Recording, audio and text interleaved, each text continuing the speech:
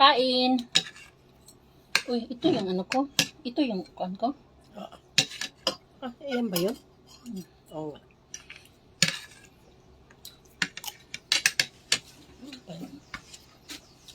Gusto mo magtimpla ako kape, Jaje? Yung dala kong kape, ha? Yung danggit. Timpla ko.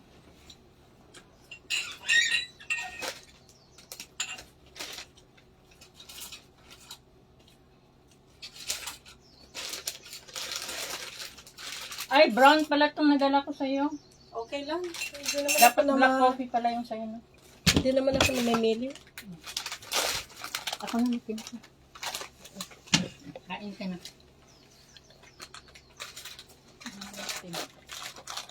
50 mo yan, baka mahulog. Ano yan?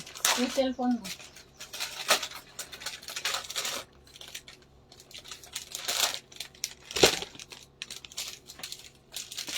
Ala.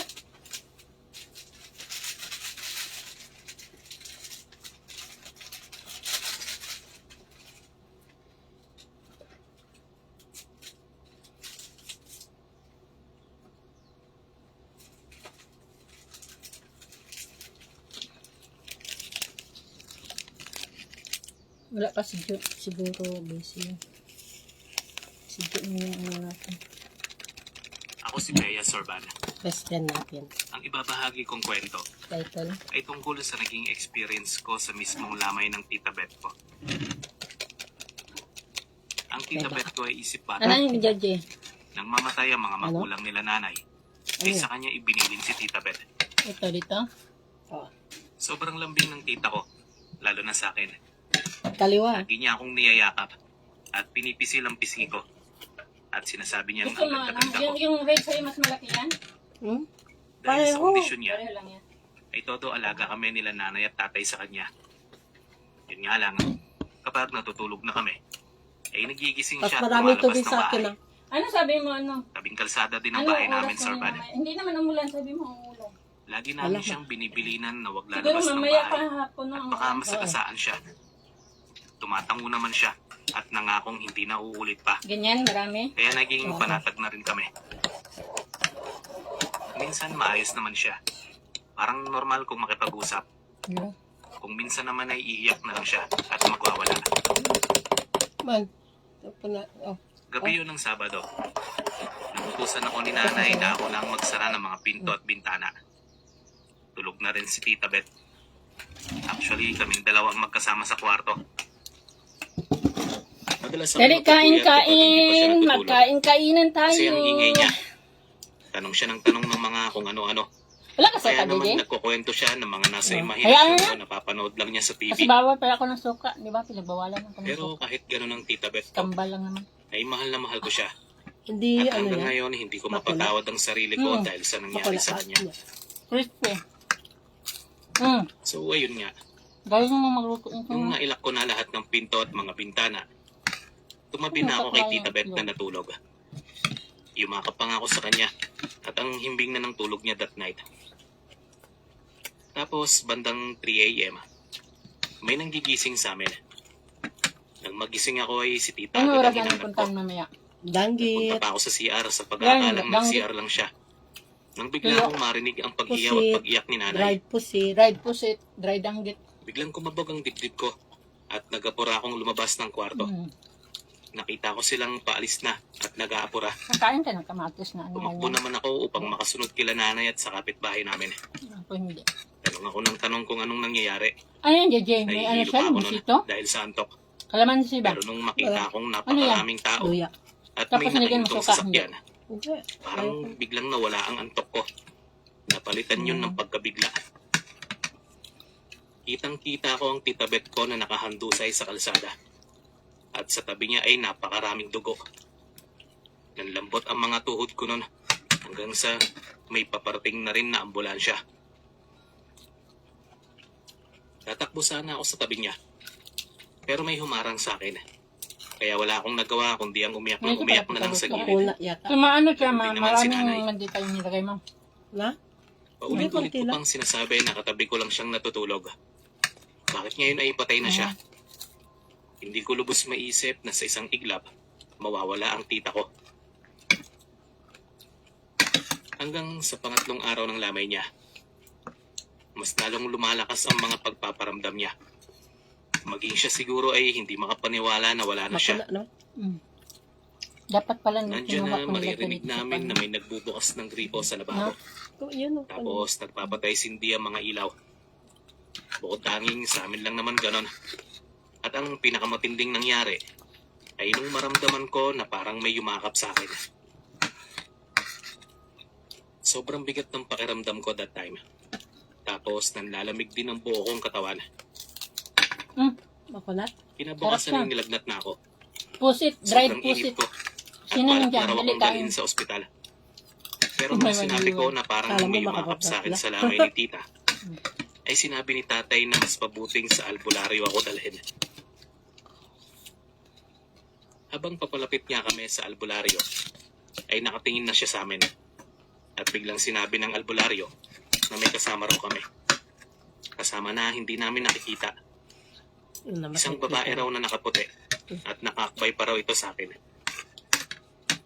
Sa takot ko dahil sa sinabi ng albularyo, ay napaiyak na lang ako. Ang akala ko ay Ay, sa si lamay lang niya ako Juan niyakap. Ronaldo. Pero hanggang sa Classmate magpapagamot na pala ako, Oh. ay kasama pa rin siya. Kain na. Ang sabi pa nung manggagamot, ay ayaw daw akong iwan. Kuan, na Pero kuan may diri o ibinigay sa kanang akin na dried nakabalot pusit ng diri sa pulang tela. Taiwan. Pusit Maliit na lang yun. dried. Hindi ko na tinanong Tapos kung ano kuwan. yun. Mo lang. Pero ang sabi niya Yung sa ano, akin, alam mo yung ay danggit, pangontra daw yun. danggit. Ipinasuot nga niya yun sa akin. At hindi na raw niya nakikita yung kasama namin. Kahit hindi niya sabihin kung sino yun, ay alam kong si Tita Beth ang kasama namin nila nanay. Naging magaan na ang pakiramdam ko na makauwi kami. Sinabi nila nanay na wag na muna akong magbantay sa Hanggang na lamay kami ni di Tita. na yan, ibaliktad na. Pero hindi ako Hindi pumayag. na ibaliktad rin. Dahil yun na lang Ganun ang na siya, pagkakataon ko ihawin na upang siya. makita pa ang tita ko. Sa araw nga ng libing niya, ay narinig naming lahat na may babaeng umiiyak. Kaboses yun ni Tita Beth. Sinabi ni tatay na baka hindi matanggap ni tita na wala na siya. Kasi bigla Kanin talaga ang tagadi o. pagkawala niya. Damihan ko. Ang dami. Nang mailibing nga siya, Mat damot mo. ay isang linggo rin akong tumabi sa kwarto nila nanay. Doon, ganun na kadami Hindi kasi ako kinakain. makatulog sa kwarto namin ni tita. Ganun na. Yung Bawat ano, pipikit totoo. ako ay mukha niya ang nakikita ko. Nagtutong. Yung mga ngiti at mga pag-iyak niya. At kahit 3 taon nang nakakalipas magmula nang mawala siya, ay parang kahapon lang nangyari ang lahat. Ang bigat pa rin sa pakiramdam. Ang lungkot pa rin, Sir Van.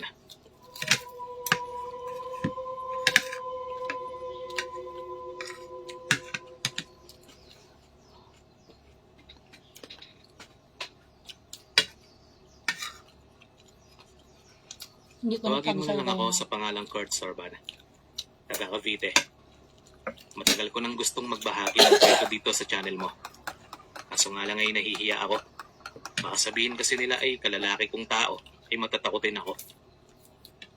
Pero ngayong nakapag-ipon na ako ng lakas ng loob para magkwento, ay ikukwento ko na itong nakakatakot naming experience sa lamay ng kaklase namin nung high school. Mabait at tahimik si Jared. Ganyan kung ilarawan namin siya. Siya yung tipo ng tao na kapag hindi mo kinibo, ay hindi ka rin kikiboin. Pero nung naging close kami, Ano kayo, kakainin ay ko doon yun. lumabas ang Hindi pagiging pa kayo masiyahin kainin at ng kalog niya. gatas. Pero lingid sa Pag kaalaman hindi namin naman lahat kainin mamayang gabi. na mayroon pala siyang itinatagong sakit. Tulad nung dati, di ba, pagdating ko may Hindi kasi namin alam na may depression na pala siya. Yung gatas niya hindi na inom. Masaya siya kapag kasama niya kami. Ay, Pero kanina. kapag umuwi na pala siya, ay doon Hindi ulit na siya inom. aatakihin ng depression. Ya inom. Nasa abroad ang mama niya, nasa Hong Kong. Kaya ang kasama lang niya sa bahay ay yung stepfather niya at yung mga kapatid niya sa ina. Bago siya mamatay, ay nakwento niya sa amin na kapag nalalasing ang stepfather niya, ay binubugbog pala siya. Danggit. Minsan na raw siyang Bulad niya, nagsumbong sa mama danggit. niya. Pero ang akala Bulat. ay nagsisinungaling lang siya. Bilat. Uy, Kahit nag-send na raw siya ng mga Bulad. ebidensya. Yung mga pasa sa mukha, ganun. Ang Ano ba sinasabi yun? pala ng Alam mo yung stepfather ano niya sa yun? mama niya, Ano ba ay yun? sinasagot-sagot niya ito. Kaya nasasaktan siya. Pero ang totoo ay hindi naman pala. Bulad. Sige daw. Sadyang napagpipilitan lang siya. Tinanong ko siya kung bakit hindi siya Danggit nagsubong tuyo. sa mga pulis para Dried. nasampahan ng kaso yung stepdad niya. Pero ang Curl, tanging dali tugon lang curl, niya sa mga akin ang curl. ay kawawa daw ang dalawa Curly. niyang kapatid kapag nakulong ito. G-F na G-turn. Kaya tiniis na lang daw niya. Dahil kapag hindi naman daw ito laseng, ay Ang mabait iyang, naman daw ito. ang iyang bulad, curl, kay ang iyang Nung malitok malaman ko bilat. yun, ay todo payo ako ng mga Ayan, dapat niyang alam niya gawin. kung ano yun. Ang sabi ko Bulad. ay laban siya. Sige daw, Kaya ay bulad. sabihin niyang idedemanda Bulad, niya ito. bulad. Pero Bulad. nagulat na lang kami sa napalitaan namin Bulad. na tinapos na niya ang sarili Ang niyang buhay. talaga to. Sabi ng stepfather niya, ay natagpuan si Bulad Jared na sa danggit. kwarto nito Danggit. na nakabigti habang nakasindi ang speaker. Nagpatugtog daw ito para hindi marinig ang ginagawa sa sariling kwarto. Sobrang kaming nalungkot sa Sabi ni nangyari. Curly, hahaha, amo. Sobrang nakakabigti. ang Hindi pagkabigkas mo namin kasi nakalain dulat. na magagawa ni Jared na kitilin ang sarili. Kain, Tinanong Curly. din sa amin ng stepfather niya na nasaktan daw talaga niya ito ng 2 beses. Bulad. Dahil sa pagiging pasaway daw ni Jared at sumasagot daw ito ng pabalang sa kanya. Hindi namin alam kung ano o sino ang paniniwalaan namin noong mga oras. Gamit sa Curl. Danggit. Hindi namin mangialam sa Danggit. issue nila. Saka umuwi Gamit na rin ang yung mama kaluto niya. kay Kwan. Crispy tapos. Sa pangalawang araw Pusit na lamang din. ni Jared, ay Dried nagpunta pusit. kaming magkakaklase. Sa bahay lang nila siya binurol. Sa pagkakatanda ko, alas 11 ng gabi nung magpaalam sa amin yung isa Ubusin mo naming yan kaklase ng na si itlog. Victor. Ayoko nga. Ang sabi niya ay iihi lang daw siya. Ay mo lang dyan. Tapos narinig na lang namin siyang sumisigaw. Kapatayo kaming lahat at nagpunta sa CR. Pagkalabas niya ay pawis na pawis siya. Tinanong ko siya kung ano ba ang nangyari. Dahil lahat kami ay nag-aalala sa kanya. Pero hindi siya kagad makasagot sa akin. Nanginginig yung mga kamay niya. Amo daw. Ganun din yung mga Amo, labi niya. Gamit Curly, amo. Nickname mo Nung yata nakainom na siya yan ng ah, tubig amo. At kumalma na. Muli ko siyang tinanong tungkol sa pagsigaw niya. Nung pipihitin daw kasi niya yung doorknob ng CR, may humawak daw sa braso niya. Sobrang lamig daw nung humawak Kape. sa braso niya. Tapos ang bigat. Kape na naman. Kaya raw napasigaw na siya dahil sa takot. At hindi lang daw yon. Dahil may bumulong din daw sa kanya. Hindi raw niya gaanong maintindihan pero parang tulong daw ang binanggit nito. Napatulala ako sa kabaong ni Jared nang sabihin yun ni Victor. Ang lakas niyang magparamdam. Para siyang may ipinapahiwatig. Kinabukasan ay ako na lang ang nagpunta. Hindi na sila sumama sa akin. Pero dahil kaibigan ko si Si ano, Jared, Leia nga. ay hindi ako mawawala hanggang sa araw ng libing niya.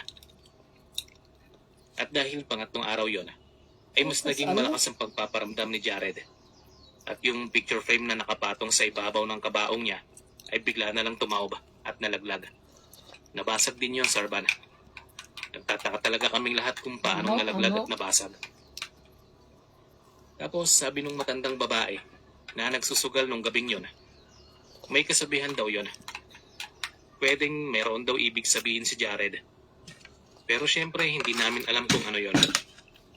Nilinis na lang yun ng mama niya at naglagay ng ibang picture. Bye. Thanks for watching. Nang mailibing na nga si Magkalamay Jared, hati. Wala man ay day tao. nagpanaginip siya sa akin. Magkalamay. Iwan. Paano mo Humingi siya nalaman ng kung tulong sa wala akin. meron? habang Dito sa nakasabit taas ang ulo makita niya mo sa kanina, lupin. di ba may one? Tapos si Curly. Sobrang nakakatakot kasi Tapos nandyan. hindi lang isang Watch beses ko video. siyang napanaginipan.